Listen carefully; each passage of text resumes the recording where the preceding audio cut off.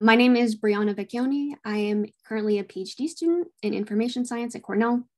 And today I'm going to talk about some joint work done with Karen Levy and Solon Barocas about the history of audit studies and some of its implications for algorithmic auditing.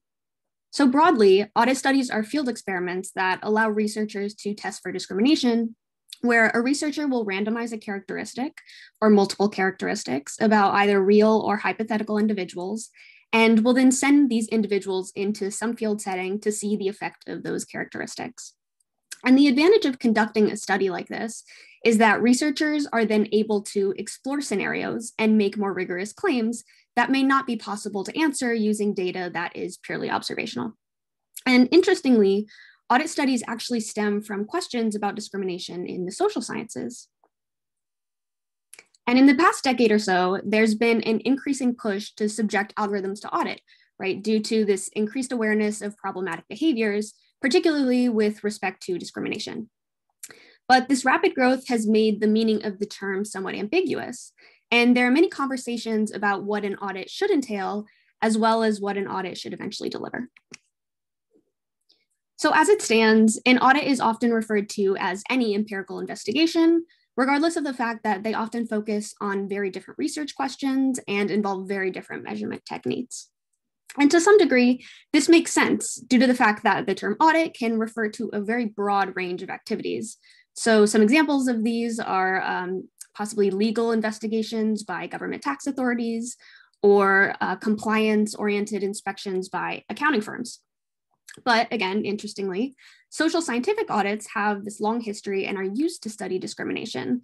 But even in discussions around how auditing in the social science works, there's this historical debate about what methods we should use and how to actually study discrimination.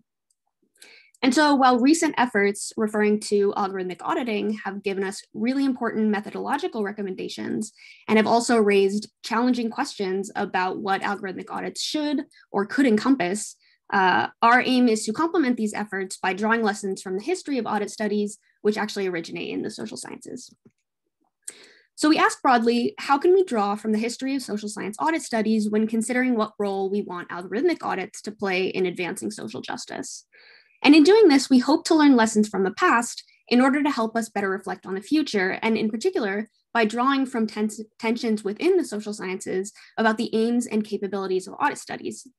And then by describing their implications in the context of algorithmic audits and what role we want algorithmic audits to play with respect to the advancement of social justice. And we want to note that a lot of our analysis is inspired by the very valuable insights from Francis Cherry and Mark Bendick's work on discrimination auditing and the activist scholar tradition. And we do this in two stages. So first, we introduce how auditing in the social sciences is rooted in social justice aims. And then we provide key considerations as to what this history actually implies for us in the context of algorithmic auditing.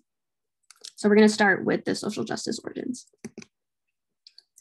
So in the 1940s and the 1950s, it was very common for civic organizations to partner with researchers, which reveals its origins in participatory action research, which is basically when participants will help co-design and co-execute a study led by researchers.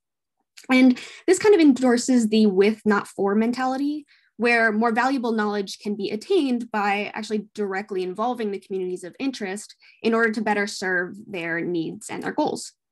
And so the types of methods that were used during this time were often rooted in communities, and this included survey methods as well as audits.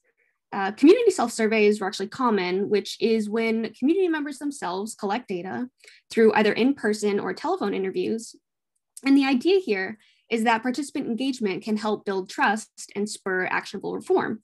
So one notable example comes from the 1951 manual called How to Conduct a Community Self-Survey of Civil Rights.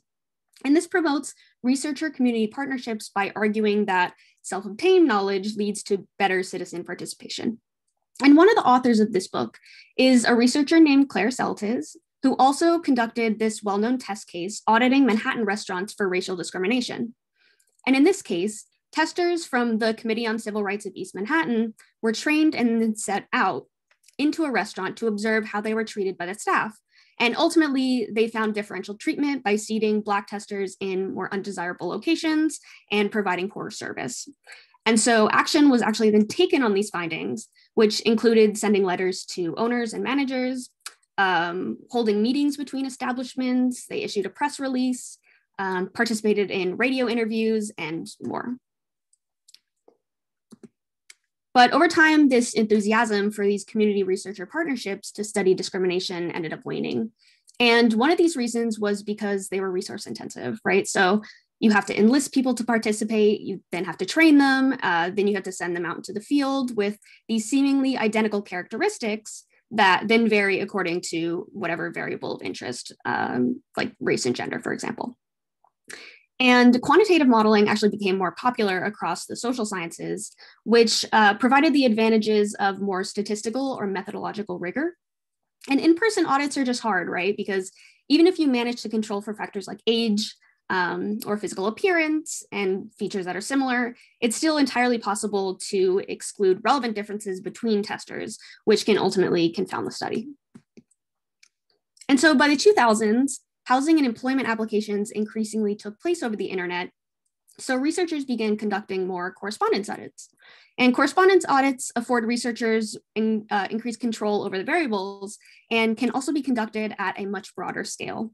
So this design enables researchers to rely on fictitious correspondence by creating fictitious individuals, either online or by mail, while varying the characteristics of these applicants in order to test for discrimination. So one very famous example I'm sure all of us are familiar with of this correspondence audit is by Bertrand and Mullainathan.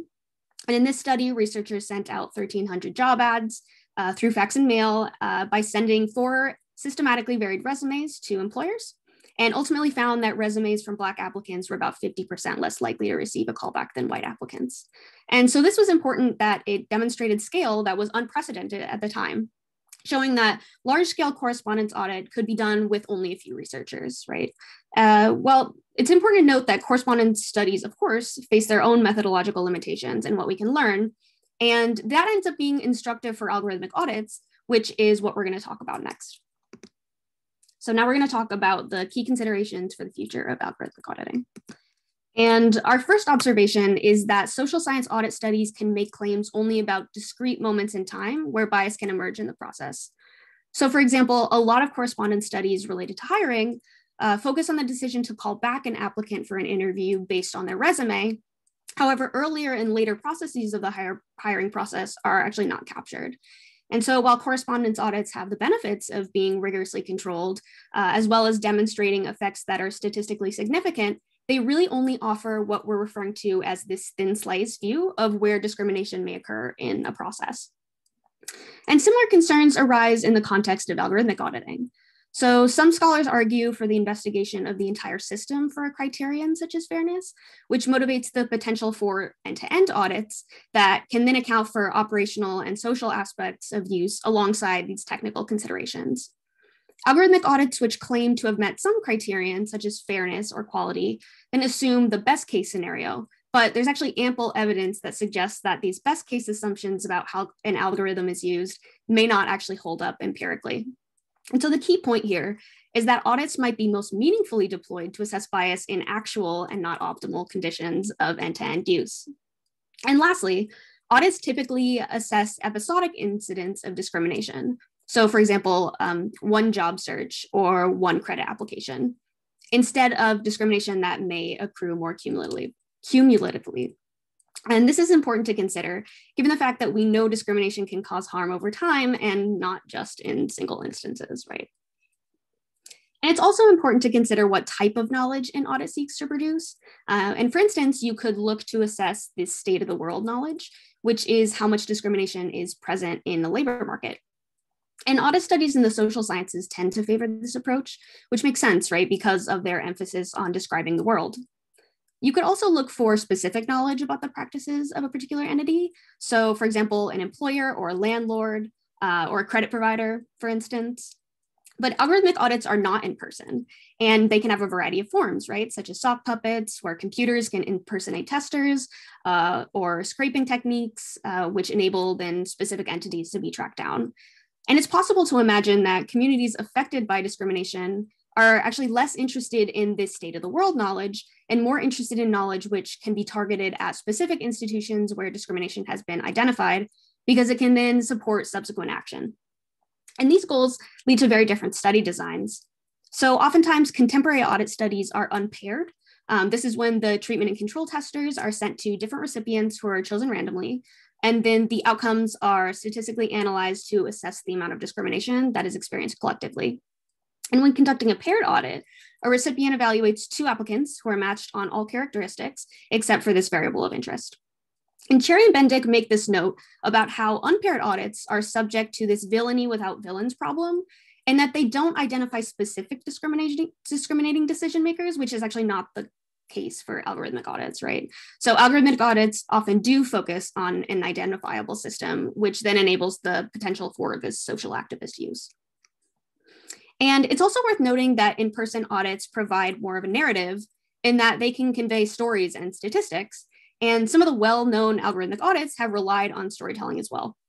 And so I'm going to use arguably one of the most famous examples, the Compass risk assessment. And even though this is not formally considered an audit, this is the case where, for those of you who are unfamiliar, ProPublica combined this statistical analysis with stories from actual individuals who were subjected to its decision-making, right? So unlike in-person audits, no real person is subjected to biased treatment in correspondence studies.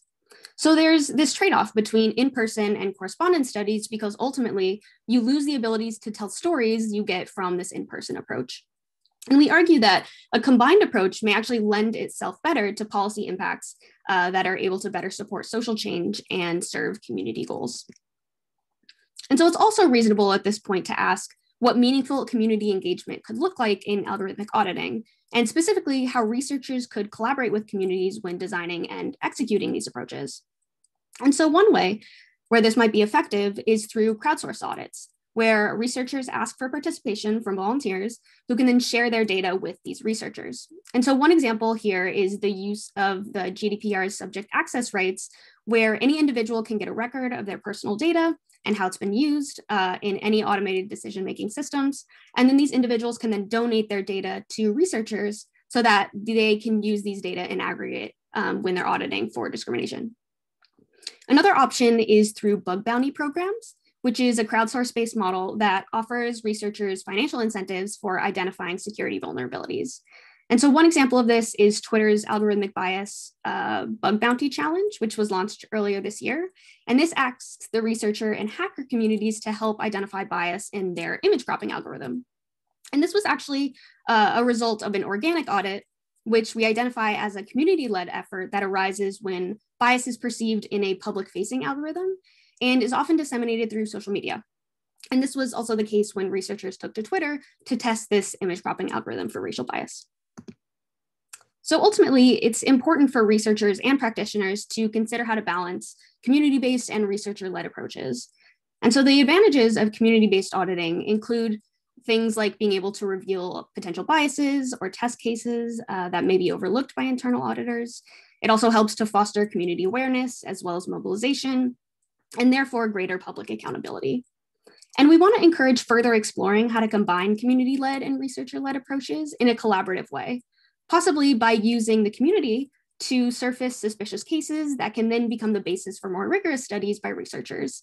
Another idea is collecting data from a representative panel, for instance, which then gives the researcher more control, and then that they can address concerns about not selecting test cases in a way that's more systematic. And so we want to end with a few takeaways. Our main takeaway here is that there's actually a lot of value in learning about the history of audit studies, and that it helps us surface considerations that those who audit algorithms should be attentive to. And based on this history, we want to be asking all sorts of questions, like how to define and measure discrimination, how to consider the advantages of involving real people, and how to enable meaningful engagement from affected people and communities. So I'll stop there, and thank you so much.